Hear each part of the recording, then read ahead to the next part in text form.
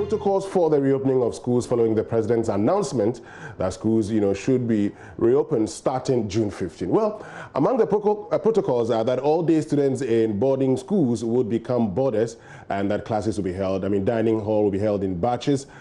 Classes should not be have more than 25 students in a class when it comes, to the secondary schools. In fact, the protocols also, are divided into protocols on JHS and protocols on senior high school, as well as protocols on tertiary education. So we asked the question, is it necessary for schools to reopen? Couldn't we as a country have waited for some time? Couldn't we have made university students start their national service while they wait to write the exams? Or couldn't they have had the examinations online, or maybe take-home exams as UPS has done, and so for all students who went to who are at the University of Professional Studies? Currently, they have completed the education if you are in the final year. But talking about junior high students, high school students, we ask the question, is it really necessary to be writing BECE at this time? Can't we use continuous assessment in grading these students so they could go to the senior high schools? Can't we also organize university entrance exams for the SHS students in critical subjects such as critical thinking and quantitative skills, or maybe the more familiar English, maths, and science? My brothers and sisters, the questions are many, and I believe you have your own questions. I'm Winston Amwa, and this is Upfront on JoyNews channel. When we return after the break, my guest, who is an educationist, will help us understand these issues as he answers my questions and your questions. We'll be right back after the break.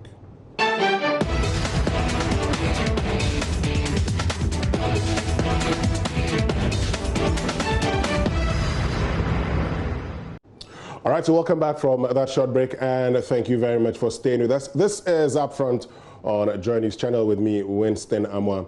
And today we're talking about education following the announcement of protocols for the reopening of junior high schools. That's for final year students, and for SHS, SHS 3 and SHS 2 students on the gold track.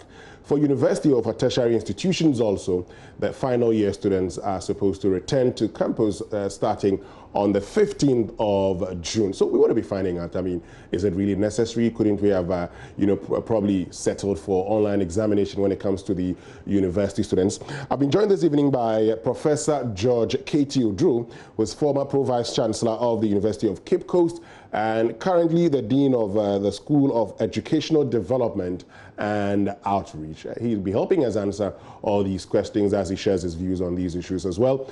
Professor George Oduro, good evening, and thank you very much for joining us. Oh, thank you very much, Mr. Amwa, and greetings to our listeners. Great, Professor George Oduro. So, is it a good idea that we have students returning to school starting on the 15th of June, 22nd of June, and 29th of June? Well, Mr. Amwa and listeners, we need to put that into context, weigh the pros and cons, and then see whether it is good or bad. Actually, I have researched into this. Okay. And there are two views relating to the reopening of schools. One view suggests that there is no data on the relative contribution of school closures to transmission control. In other words, closing school does not guarantee that transmission will be controlled.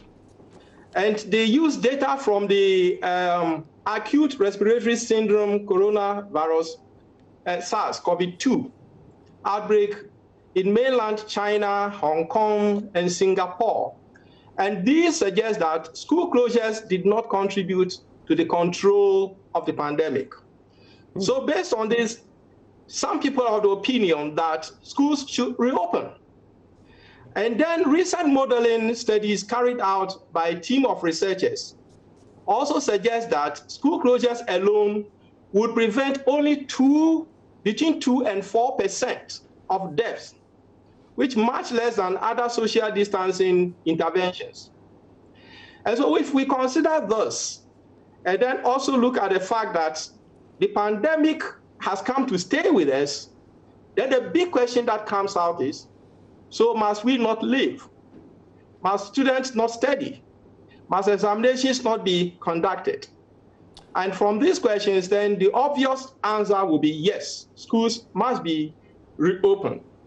So I'm very convinced that it is these scenarios that informed the government decision to decide on reopening schools. But let's look at, okay, yes, hello? Continue. Hello, yes, you go ahead. Yes. But the big question is, are we ready? Because reopening schools during this time requires planning. And it is very encouraging that the ministry outlined a number of protocols.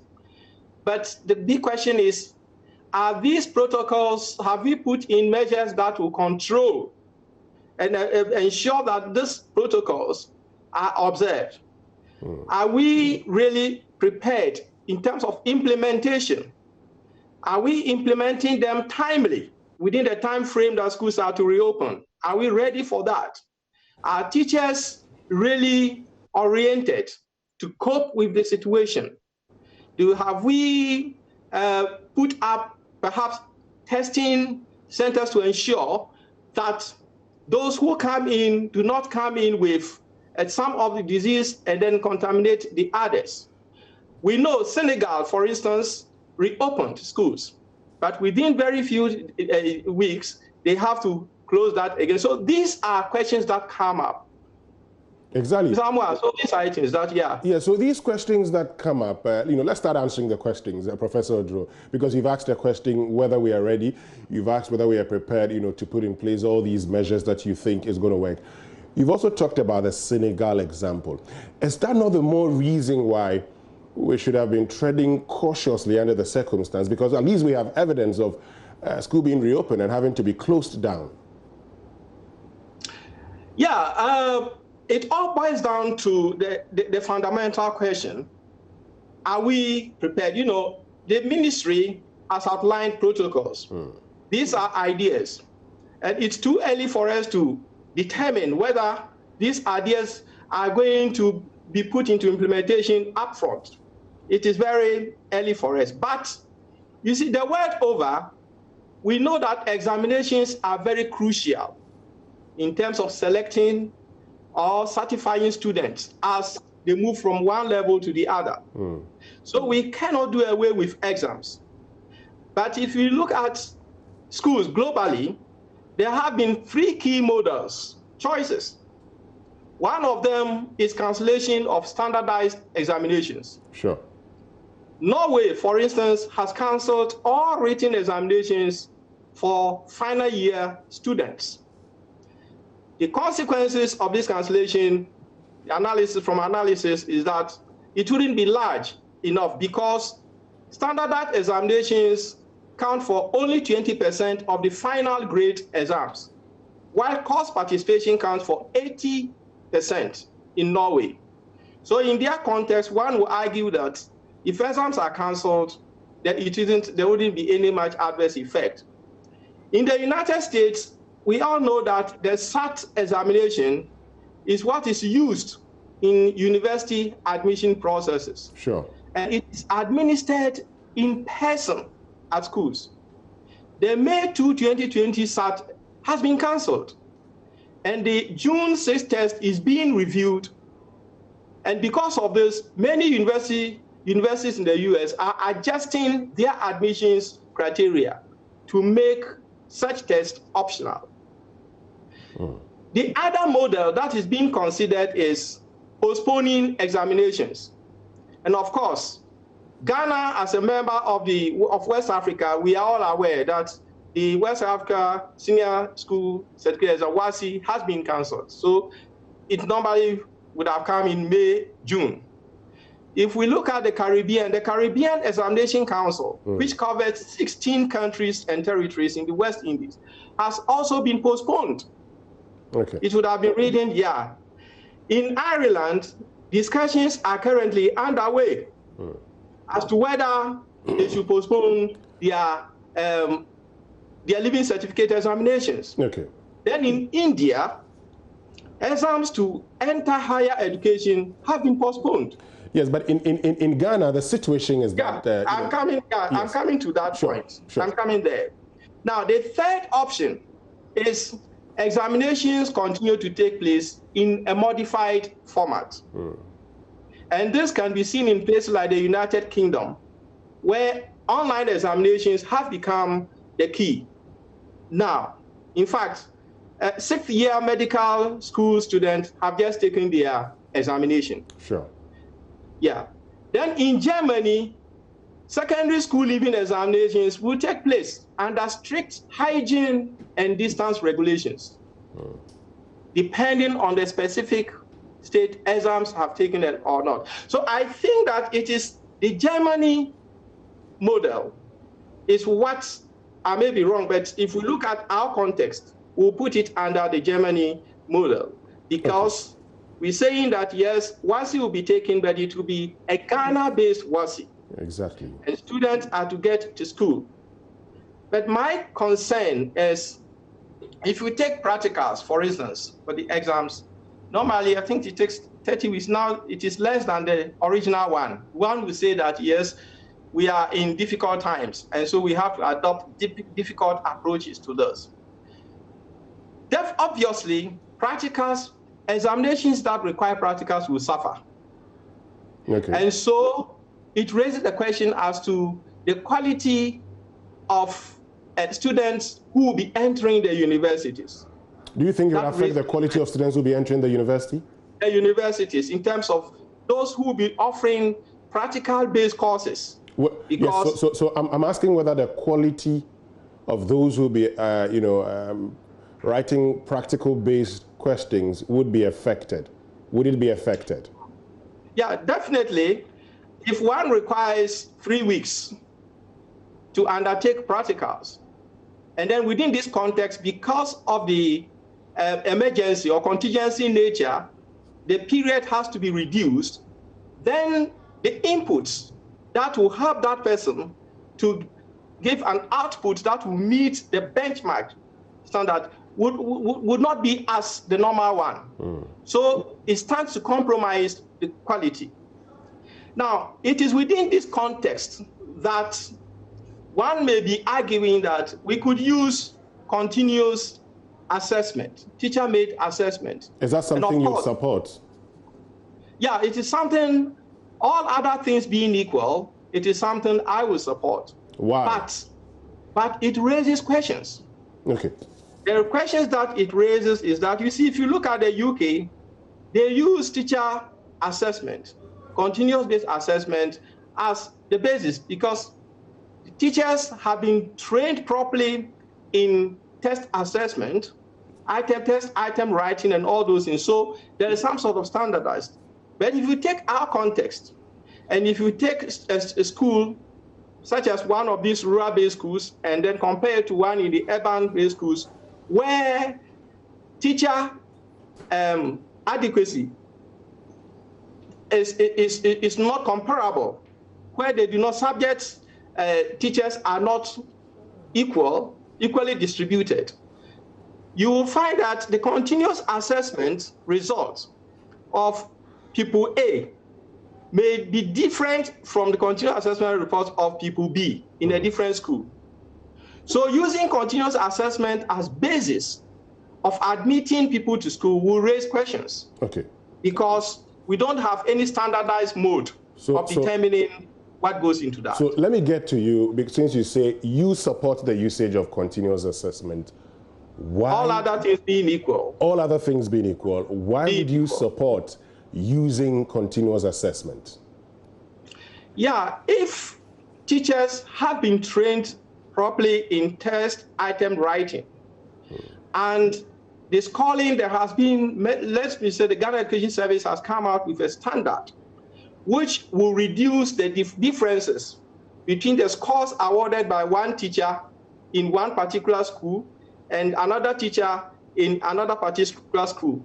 And we are convinced that the difference between the scores will not be so much if it's +5 or -5. Then obviously, we could use teacher assessment or continuous assessment, because this the teacher is in the classroom with the students, he has actually followed their studies, their outputs, and has assessed them. So we could use that. But the danger, that's what I meant by all other things being equal. You see, Ms. Amwa, in some schools, some teachers will pay attention to a student's contribution to classroom work. Sure. And that may be awarded, given an award, maybe 5. In another school, the teacher's concentration may be on how critical the student is. So if you take these 2 students, one has been given, let's say, 5/10 because that person asked questions in class. Another person has been given 3/10 because he could not he could not make critical contributions. Okay. So these 2 students, if we use the continuous assessment as basis of admitting them to the university, we'll find that the one who made critical contributions, all other things being equal, should be the person who should get to the university. But because he scored less than the one who just asked questions, the tendency of admitting that person over the critical-minded one will be compromised. Okay, so let's look at the situation critically, because you're talking about if we had a standardized form of assessing people. Well, the truth is assessments are not standardized, and we know even when it comes to the exams that students would write, each school and how they decide to go about setting the examination and even how they would set their own marking scheme. So under the circumstances, Professor Odro, we wouldn't have a standardized form of assessing students with their continuous assessment. In that case, with all things not being equal, should we still use it? Yeah. So with all things not being equal, then we cannot use teacher-made assessment. So in this context, what I would propose is universities conducting entrance examinations. So we have SHS students who they've been prepared and they are about writing their exams. Sure. They could not write the exams. So let the universities conduct entrance examination. University examinations will be standardized. Students will be responding to the same type of questions. So if a student wants to go to University of Cape Coast, let's say School of Medical Exams, the SHS students who have applied to the University of Cape Coast Medical Schools will be writing the same examination.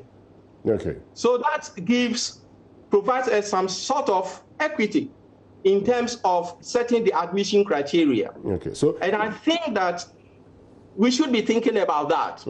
So in that case, if we decide to conduct entrance exams, then it wouldn't be necessary to reopen senior high schools and get these persons to go in there and sit for examinations. Sure. If we decide to use university entrance examination, then the risks associated with safety, ensuring safety, observing these protocols while students are in school, because obviously managing students in terms of observing the protocol will be a headache to secondary school head teachers and headmasters and headmistresses. Okay. It will be a headache to teachers themselves. And I'm not very sure if we have testing centers all over that can even test students, whether they are in satellite groups, in satellite schools and all those. We don't have those things. So the threat is there. But if universities are to conduct entrance examination, then we don't have the business of sending the student to the schools. Exactly, but then talking about the threat also, if universities are to conduct entrance examinations, how do they go about it to ensure the adherence to safety protocols, social distancing? Because you'd have huge numbers. Normally if they had sat for the WASI, you'd have some not making the grade. But under this circumstance, all of them would qualify to write. So how would we be able to deal with the numbers? Yeah, So, you first dream, the dream comes up, and then the planning comes up. Universities, if given that option, would necessarily put in strategies to do this. Yeah. So it is first agreeing on the principle between the two, which of them will place students under more risk. That's the first question we ask ourselves.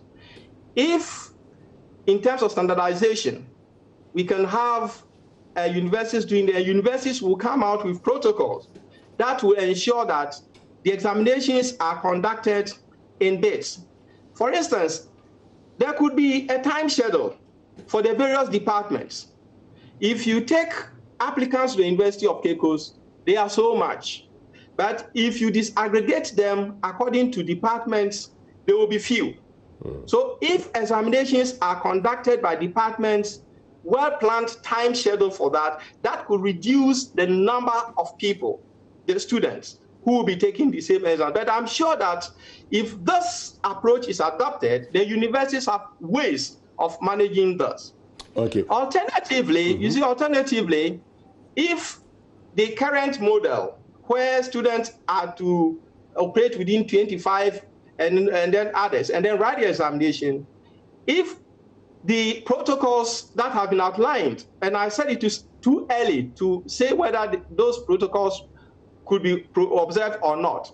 But if we are sure that the protocols can be observed and we can have teachers, adequate teachers to manage the large classrooms, because once you reduce class size, you need more teachers to handle students.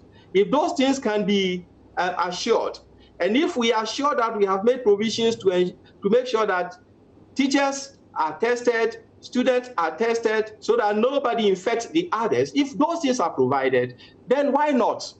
That would be a very good alternative. We will get back. Within the uncertainties, within the uncertainties, I think that university entrance exams will be a more assured. Great. We'll come back to the testings. I mean, you're looking at the possibility of testing students and teachers, and we'll find out whether, looking at our capacity. I mean, we've tested 218,000, just around 220,000.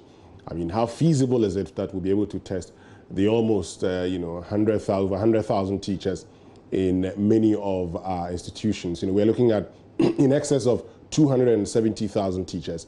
After this short break. This is Upfront on JoyNews channel. I'm Winston Awa. When we return after the break, we'll continue with our conversation, and we'll also find out from Professor George Odro, how he believes universities should be conducting their own exams.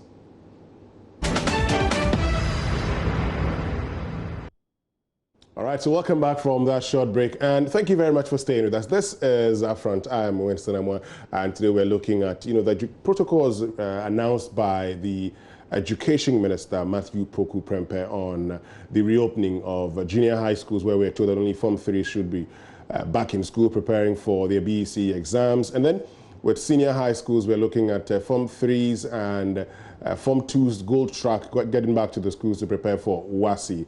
And then university students will have to be returning on the 15th of June, and they will be sitting for their final year exams. We're looking at final year university students, and I have Professor George Odro, who's the former Pro-Vice Chancellor of the University of Cape Coast and currently the Dean of the School of Educational Development and Outreach of the University of Cape Coast. He's joined us again. He's on Zoom. So, Professor Odro, you were looking at the measures that are going to be put in place. But one thing we have to also look at is the universities, where you are. And so we're told that final year students should be coming back to campus and prepare for their examination. Realistically, at the universities where you have very matured persons, shouldn't we be focusing on using technology in administering exams rather than having them come back to school, Professor Odro?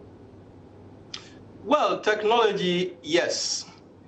But Mr. Amwa, you know that technology requires reliable access, internet. Last week, I was engaged in a Zoom discussion. Sure. And suddenly the lights went off. It was a challenge. Connectivity was very slow.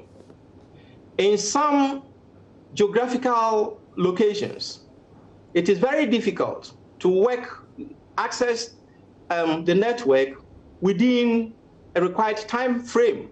Okay. And so if the university decide to adopt online examinations or any other virtual mode of exams, the issue of equity will come up as a challenge.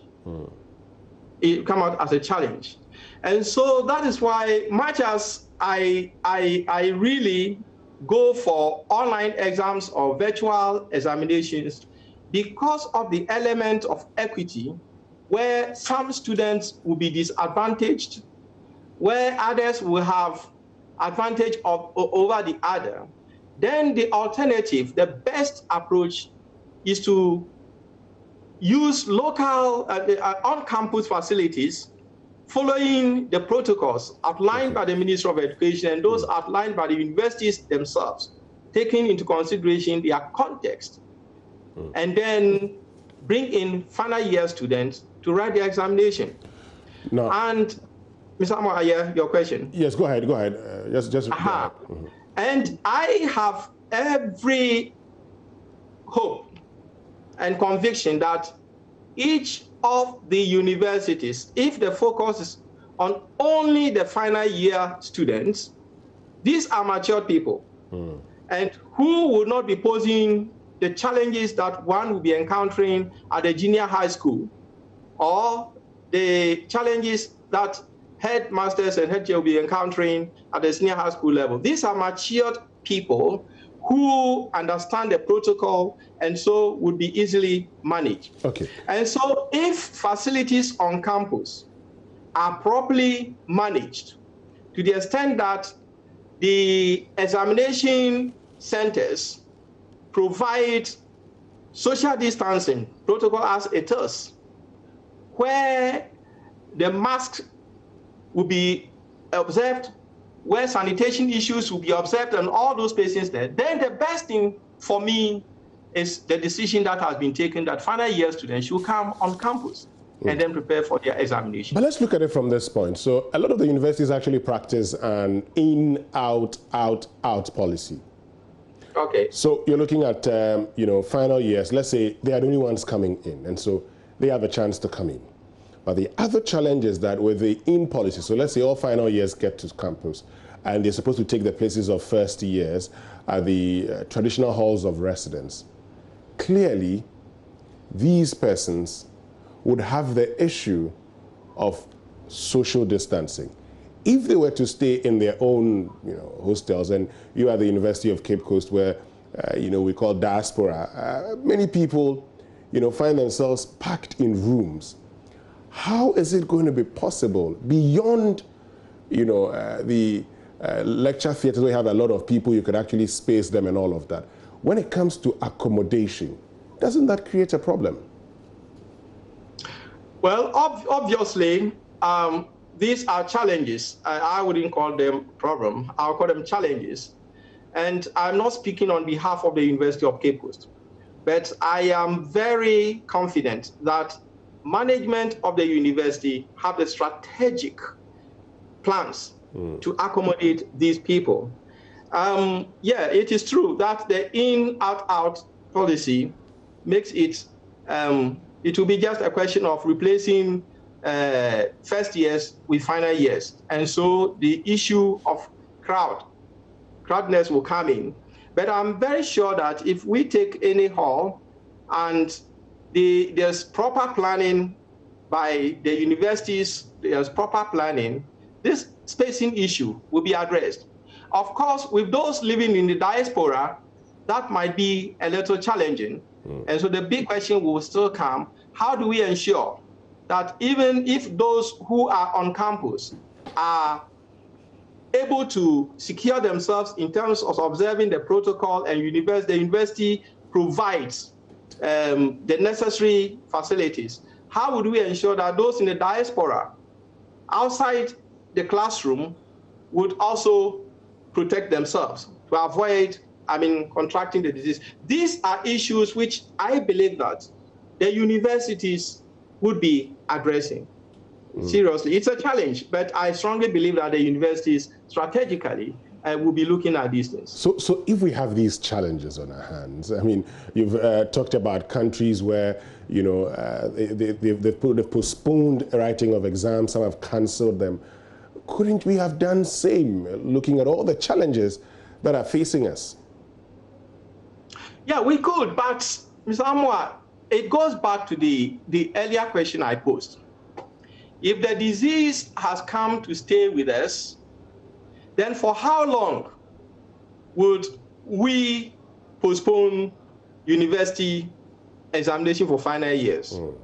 For how long do we need to take an initiative, a coping strategy? So the question is of discipline in the first place, and then the extent to which the government is prepared to release funds quickly to help the various institutions to put in the structures that will help cope with the challenge. Okay. If promises are made, and very nice promises, the protocols are very nice. But if these protocols remain on paper and vice chancellors, headmasters would have to be chasing the ministry, the Ghana Education Service of all those things, then the challenge will be there.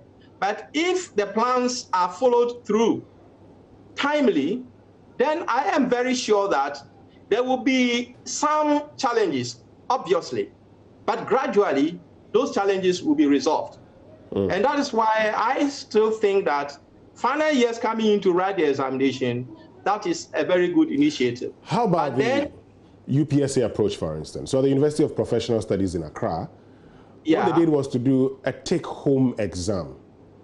You have 48 hours within which to submit the exams. They have a plagiarism checker, and they set a percentage of, I think, 24%. If you exceed 24%, it means you've plagiarized and will be punished accordingly. They have written the exams, and the examinations are done. No problems. Isn't that something that can be done? Yeah, this could be a model.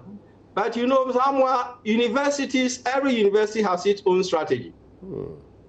This strategy is a good model, but you considering the population, how many students are involved in this compared to, let's say, Legon, compared to Kwame Nkrumah University and all those things. So the workability, but it is a model that the universities may have to consider. Yes, take home, we check plagiarism, yes, all those things. But the big question that comes out is, how do you ensure that the take-home work has been done by the student himself? Plagiarism, yes, you can check. But how do you ensure that the work wasn't done by someone taking into consideration the plagiarism policy? So this is what makes the face-to-face examination more preferable, to ensure that there is equity. Equity, the uncertainties are reduced when you have final year students coming and writing the exams under well-planned invigilation and supervision. Yeah. How about, so you talked about the online bit. How about, you know, making sure that, you know, once you start your exam, you actually writing and you have, you know, if it's by Zoom that you want to do it, but also there's this approach of using a browser that, you know, makes it impossible for you to actually go, you know, open other browsers on the net. Secondly, that prevents students from, you know, checking other other websites for answers. Isn't that also something that you can consider using? Yeah, that is something that can be considered. Like UK, it's open book exams online. They use that, and they are means of checking that. Yes. But the question that I keep asking when we talk about this is related to equity. Would all students taking the examination be able to get online at the same time? Will the stability of the network, would it be the same for all during the period of the examination?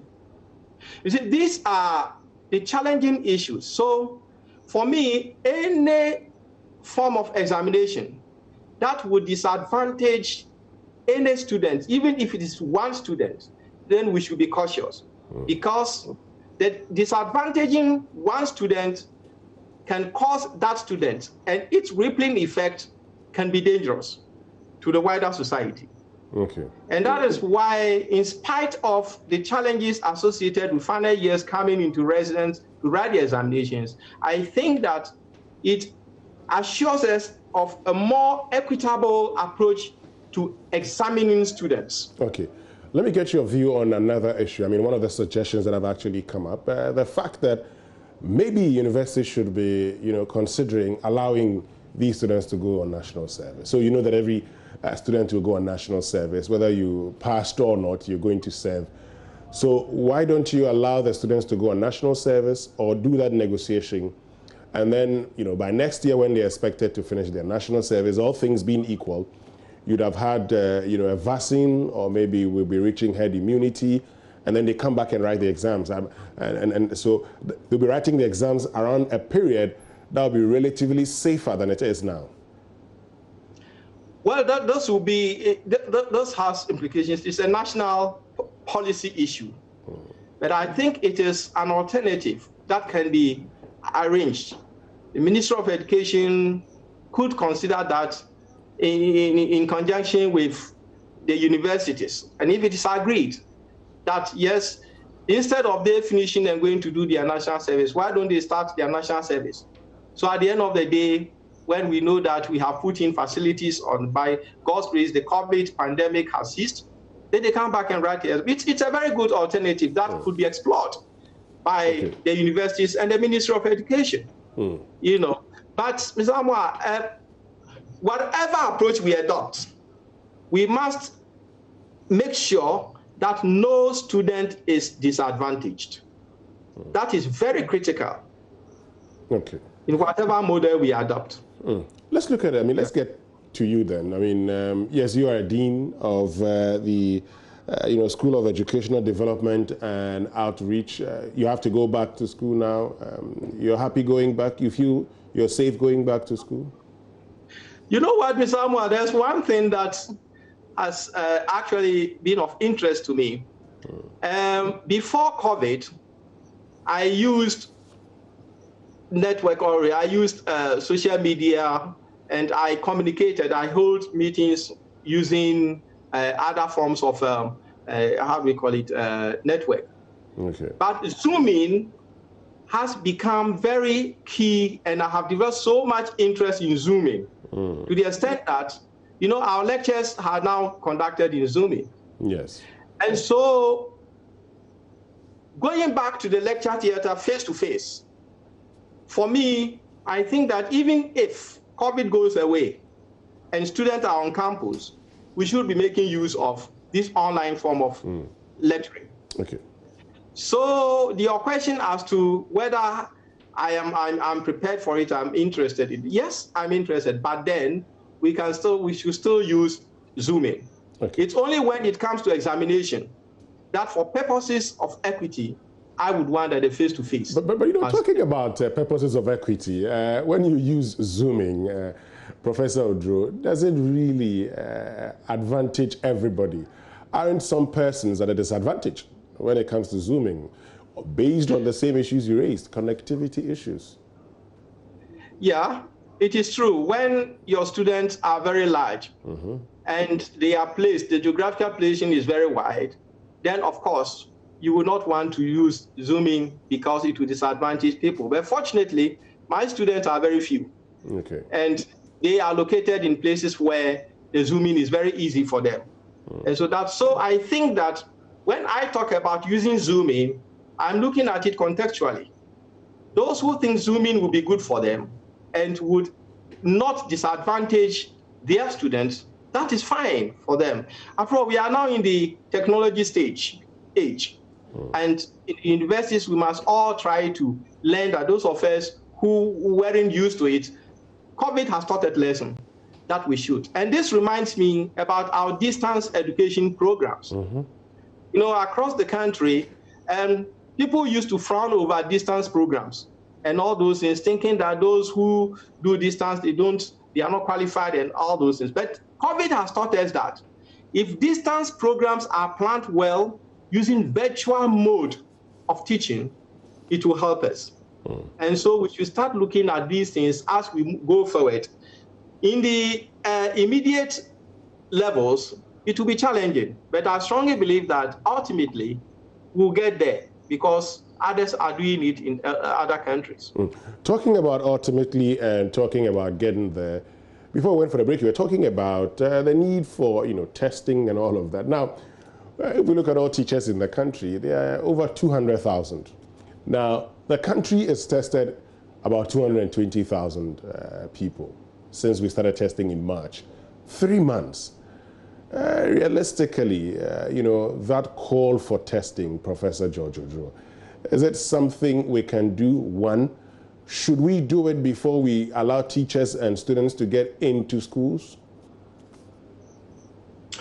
Well, I agree with you that it's very costly. Realistically, it may be costly.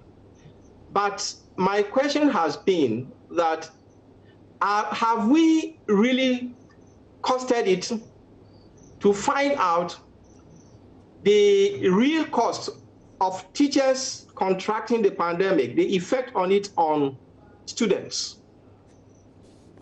How do we ensure that this thing is not done? So if testing will be a challenge, then the question of reopening within this short time raises more challenge and more questions. But I strongly believe that when it comes to issues of teachers, more often we use the number of teachers to deny them some privileges they have to enjoy. Okay. So teachers are so many, and they are that, and they are that. So we do not even try to sit down and find out strategically what can be good for them.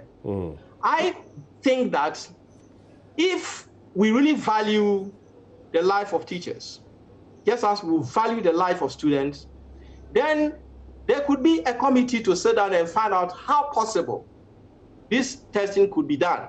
Okay. And I'm very sure that if it is well planned and we have satellite centers, testing centers around, if it's well planned, I'm very sure that something could be done about it. But as at now, the idea is that, teachers are too many, testing them will be so costly, and so that one cannot be done. I hold a different opinion. So we must initiate it and see if really we cannot make it. So that, based on the opinion that you hold, you say if we have to open schools, then we should be prepared to test teachers. Do I get the impression that if we don't test teachers, then we should hold on with the reopening of schools?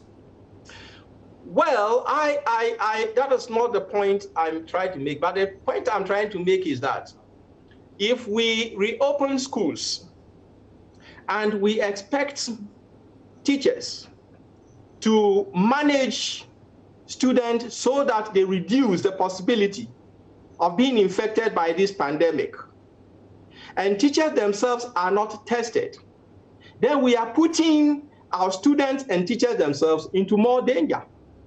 And that danger will not just be for teachers and for students, but it will have a rippling effect on others in the community. So in making teachers safe, because of our time, Professor Oduro, in making teachers safe, should teachers be tested for COVID-19 before reopening of schools? That option is what I would actually strongly opt for. That teachers must be tested. Including the students who are going to school? So that we are sure that students may not have the possibility of being infected by any teacher. How about the students also? How about the students infecting the teachers? Should the students also be tested? Yeah, that's what I said, and otherwise. Okay. So it means that we need to, I agree with you that realistically it will be very costly. But have we sat down to even evaluate, to estimate how much it will cost? Okay. So as to see that we cannot do it. We haven't done that. All right. So I think that we must first accept the idea that, there's a need for us to test teachers, to test students. How much will it cost us? Okay. Then within that, we will now be able to determine whether we can do it or not. But the notion has been teachers are too many, so we cannot do it. I think that we need to change that orientation. On that note, thank you very, very much, Professor George Odro, who is former Pro-Vice Chancellor of the University of Cape Coast and currently Dean of the School of Educational Development and Outreach. Thank you very much for joining us today on Upfront on behalf of the team. Thank you so much for watching. I'm Winston Amo. Have a lovely evening. Up next is JoyNews. Thank you too. Bye.